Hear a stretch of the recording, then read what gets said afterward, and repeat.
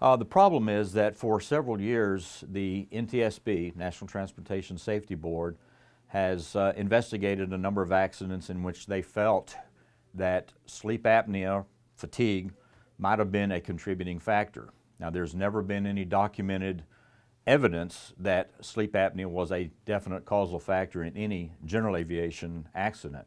However, the NTSB kept hammering the FAA and the now former federal air surgeon, Dr. Tilton, in November of 2013, made a recommendation to change their existing certification policy regarding sleep apnea, which does require a special issuance, always has.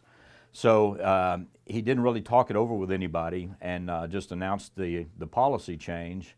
And it was fairly intrusive, actually, and it was going to be based primarily on BMI, body mass index alone. So that sort of discriminated against larger individuals who met the criteria for sleep apnea based on the size of their neck circumference. The user groups didn't like the approach at all, and because Dr. Tilton was a very approachable federal air surgeon, he caught quite a bit of flack from the user groups, AOPA and others, and so the FAA pulled back, and at the same time Dr. Tilton retired as a federal air surgeon and his successor, Dr. Fraser, took over.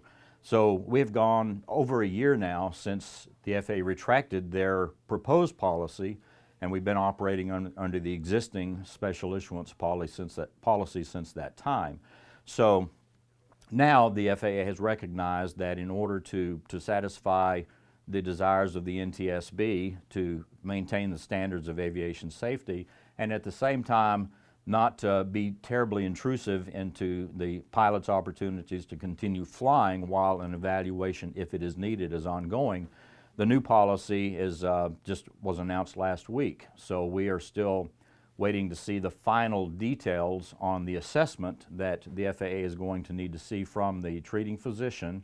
But we're pretty satisfied at this point that the proposed changes are going to be consistent with the recommendations and suggestions that we and others made during this over a year-long process of reviewing the policy and coming up with something that's much more workable for general aviation pilots.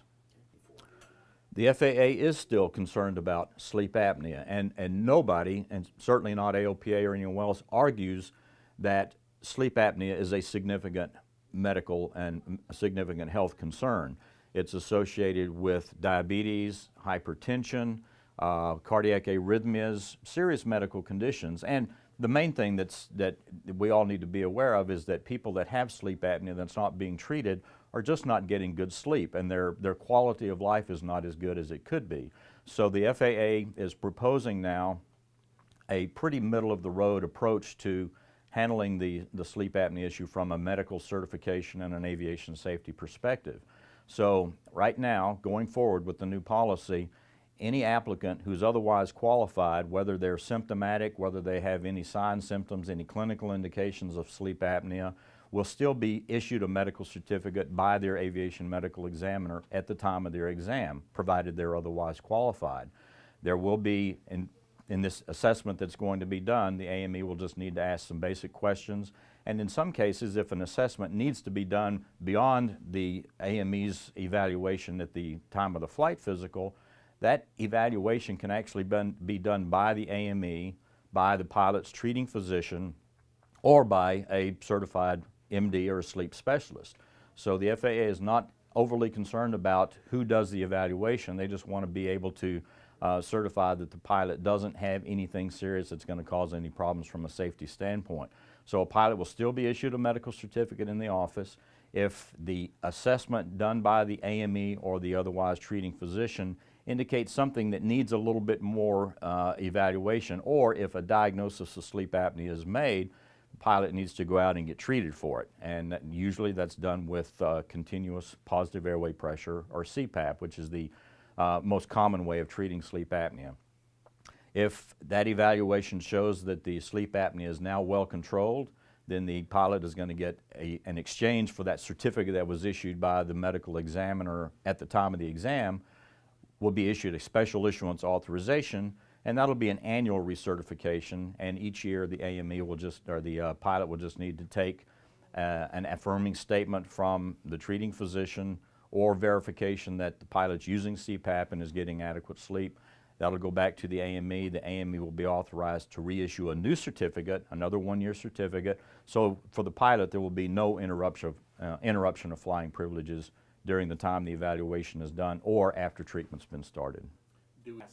The FAA is going to be using a kind of an integrated approach to sleep apnea assessment that was put together by the American Academy of Sleep Medicine, which are the specialist experts in the treatment of obstructive sleep apnea and other sleep disorders.